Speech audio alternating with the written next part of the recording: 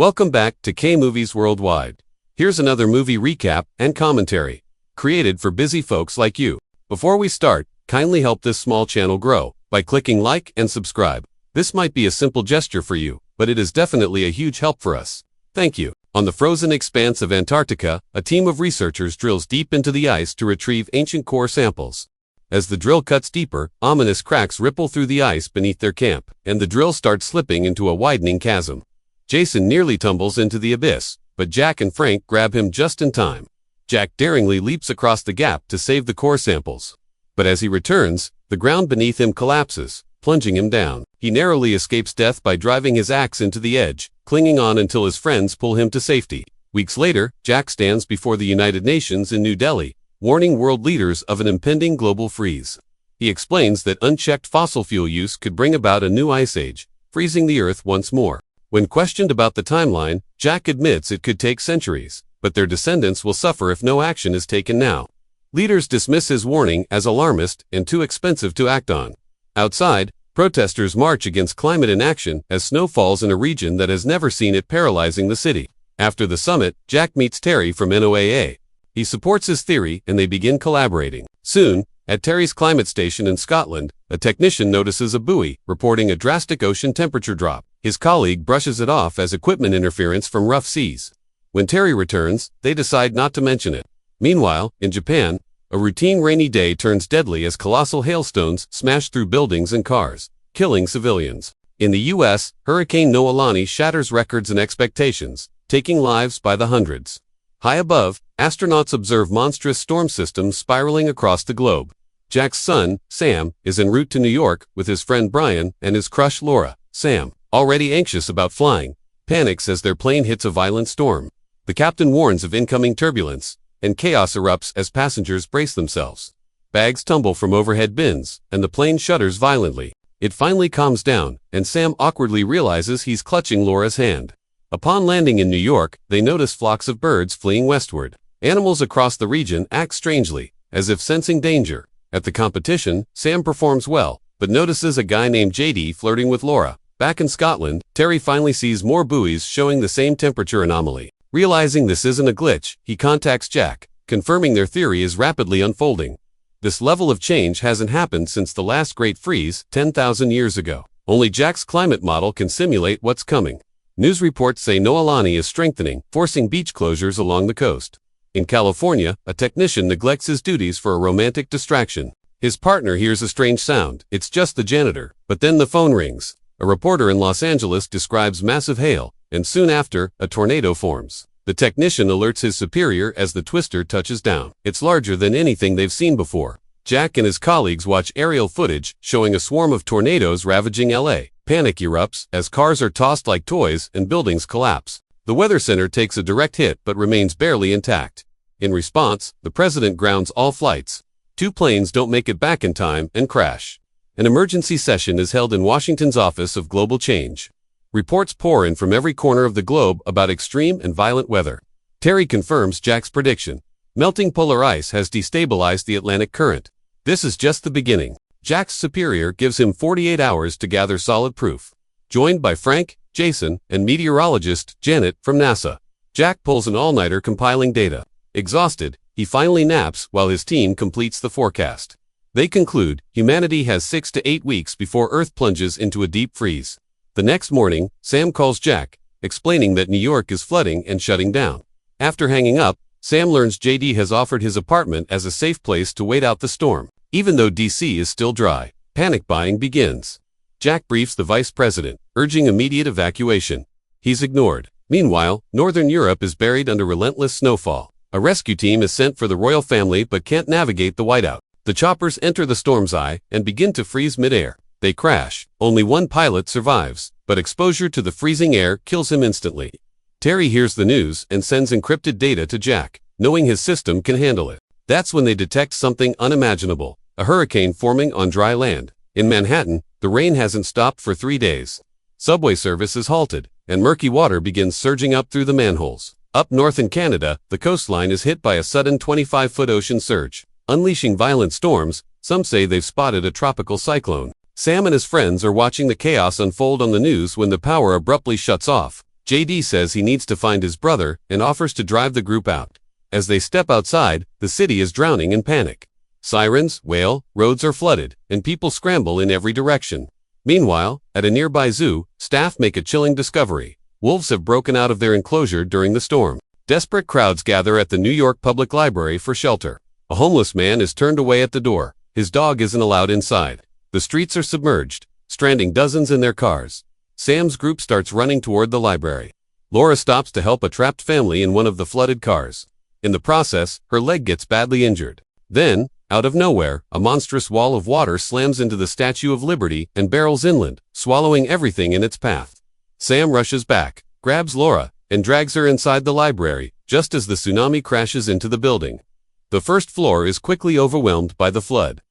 Elsewhere, Jack finishes recalculating his climate data and calls Terry. He warns that upper atmosphere winds are descending fast. Superstorms have already erupted over Canada, Scotland, and Siberia. Their earlier estimate was wrong. The Earth's temperature will crash within 48 hours, not 6 weeks. All they can do now is try to save as many lives as possible. Suddenly, Jack receives an alert. New York is being overwhelmed. He immediately sets out to reunite with his wife, Lucy. Back at the library, survivors settle in, including the homeless man and his dog. With cell service down, Sam searches for a working payphone. He finds one on a submerged floor and manages to call his parents. Jack warns him to stay inside. The cold outside will freeze anyone caught in it solid. The water rises fast. As the line goes dead, Laura fears the worst. But Sam swims to safety just in time. Laura finds dry clothes and embraces him to warm him up. Suddenly, a thunderous sound shakes the building. A massive cargo ship floats down Fifth Avenue, plowing over abandoned vehicles. Meanwhile, Jack tells his boss he's heading to New York, no matter the risk. His boss urges him to brief the president first. At the emergency meeting, Jack outlines a drastic plan. Evacuate everyone south, Mexico if possible. The vice president objects again, but is silenced by the president's advisors, who blame him for ignoring earlier warnings. Jack marks a boundary on the U.S. map. People north of the line can't be saved. The cold will reach them first. The president greenlights the plan, overruling his deputy. At Terry's outpost, power goes out. Convinced no help is coming, the crew opens a bottle and drinks. Back in New York, the library has gone dark. The homeless man sees the flood outside has frozen solid. Survivors start walking south across the ice. Sam warns them, but most ignore him. Only a few stay behind. As temperatures plummet, they burn books for warmth, raid vending machines, and use rugs as makeshift blankets. Outside the city, many who fled now suffer in the cold. Some begin to succumb. Mexico closes its borders, overwhelmed by refugees. Roads are gridlocked, so people wade through rivers, now illegal immigrants themselves. Eventually, traffic moves again. The U.S. president has struck a deal. Latin American debt forgiveness in exchange for open borders.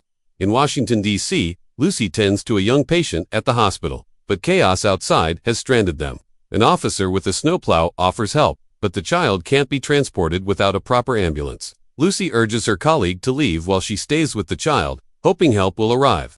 Back with Jack, Frank and Jason arrive to help him make the dangerous journey. They gear up with cold weather equipment meant for Antarctic expeditions. They cross the frozen landscape in a specialized truck until snow blocks the road. Now on foot, they tie themselves together with rope and use snowshoes to navigate the blizzard. After hours of walking, they unknowingly step onto a snow-covered skyscraper roof. The glass breaks. Frank falls through and pulls the others with him. Jack catches the edge with his axe. Frank, realizing they're too heavy, cuts loose their gear. It's not enough. Frank sacrifices himself, cutting his rope to save the others. Jack and Jason climb up, heartbroken. That night, they set up a tent in the freezing dark. Elsewhere, Lucy and her patient are finally rescued. At the White House, the president is evacuated, but his convoy gets caught in the storm. Word arrives, the president didn't survive. The vice president is now in charge, but the decisions already made will determine humanity's fate. Up in orbit, astronauts aboard the International Space Station observe a colossal storm system swallowing the planet. They capture the footage and relay it back to Janet. Once she analyzes the images, Janet quickly deduces that the catastrophic storm over Canada will slam into New York within the next hour. Back at the library, Laura is restless. Sam keeps her company and finally confesses how he feels about her. Moved by his honesty, Laura responds with a kiss. At sunrise, the group notices Laura isn't waking up. Her fever is raging, and when they check her injury, they realize the cut on her leg is badly infected. They reference a medical book and determine it's sepsis. She needs penicillin fast, or she could lose the leg. Sam volunteers to find the medicine. deciding to search the nearby cargo ship. Brian and JD insist on coming with him. They reach the ship quickly, unaware that their scent is attracting the escaped wolves. Finding the infirmary door locked, Sam climbs out through a window and inches his way around the outer hull. He breaks in from the outside and opens the door for the others. Brian manages to find the penicillin. Sam wants to head back right away, but Brian and JD convince him they should also grab food while they're there. While gathering supplies in the galley, the trio is ambushed. The wolves have found them. One of the wolves bites JD's leg, but Sam fends it off, allowing them to retreat and slam the door shut. At that exact moment, the eye of the superstorm descends over New York. Sam realizes the calm won't last and devises a risky plan. He'll draw the wolves out so the others can seal the room.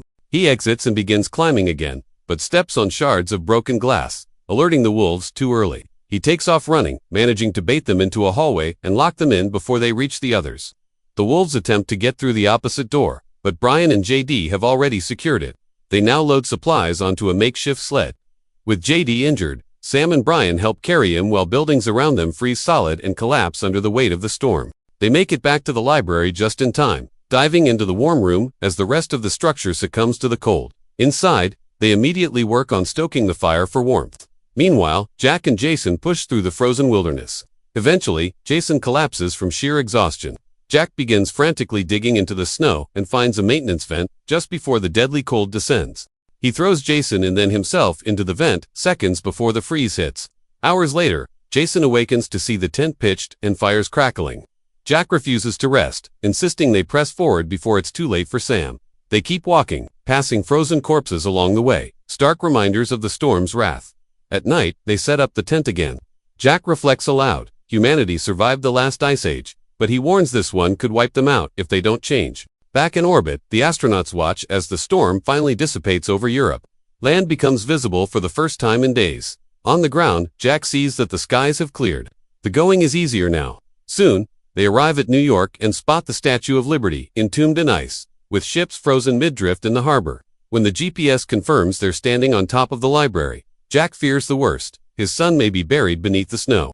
Determined not to give up, they find a gap in the icy roof and crawl inside. They search, losing hope, until they spot light seeping from under a door. Inside, the group is alive and well. Even Laura's fever has subsided. Jack embraces Sam tightly, relieved beyond words. Later in Mexico, the vice-president, now sworn in as the new president, delivers a public address. He admits he was wrong and promises a large-scale rescue mission for everyone trapped up north.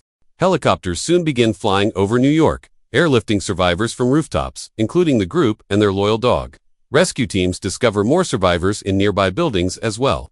From above, the astronauts gaze down at the Earth once again, awestruck by what they see. It's the clearest the planet has ever looked. The Day After Tomorrow is a chilling reminder of nature's fury when pushed to the brink. This 2004 disaster epic, directed by Roland Emmerich, transforms climate change from a creeping threat into an overnight apocalypse. With walls of water flooding Manhattan, tornadoes tearing through Los Angeles, and a new ice age gripping the northern hemisphere, the film doesn't hold back on spectacle. But beyond the visual chaos, it's a story of survival, sacrifice, and a father's relentless journey to save his son. While the science may be exaggerated, the warning hits hard. If we ignore the planet's cries today, we might not survive its scream tomorrow.